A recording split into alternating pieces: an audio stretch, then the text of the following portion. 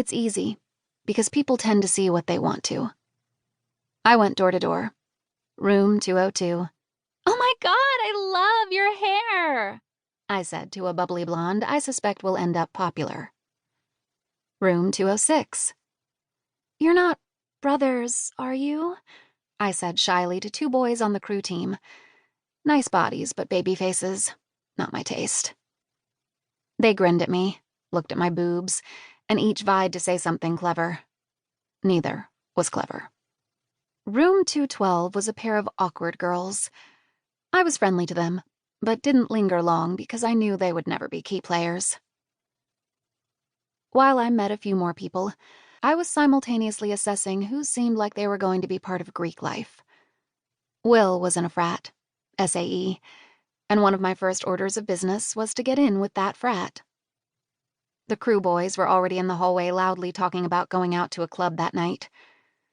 That was good. An outing. And the crew boys seemed like they would be the type to pledge a frat. "I love dancing," I said to what's-his-name, the taller of the two, fingering the end of my braid. "It's the best way to get to know people." He smiled down at me, his eyes crinkling. If high school taught me anything, it's that social life is a game that revolves around navigating hierarchies. Be someone guys want to fuck, or you will be invisible to them.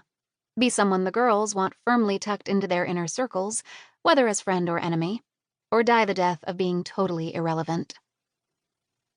Even from our brief interactions, I could tell no one in this dorm was in my program. I've never met someone like me, but when I do eventually, I think it will be like two wolves meeting in the night, sniffing and recognizing a fellow hunter. But I doubt they would put two of us in the same dorm.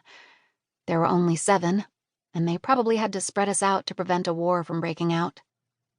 I had to go then, leaving my new friends behind to check in with the program.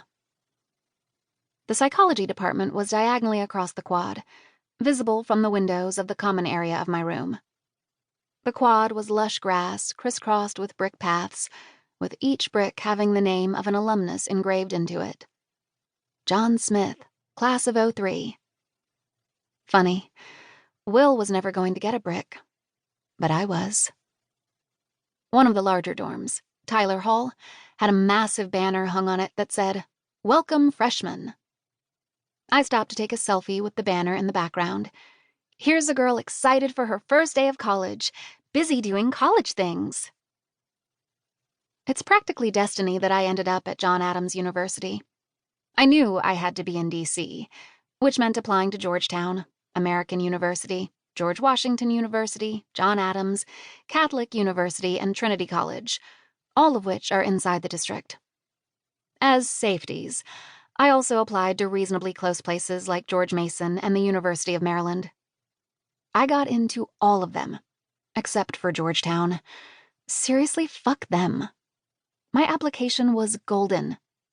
I have an IQ of 135, 5 points short of genius, solid SATs and grades. I paid for most of my wardrobe with a business I set up writing papers for other students.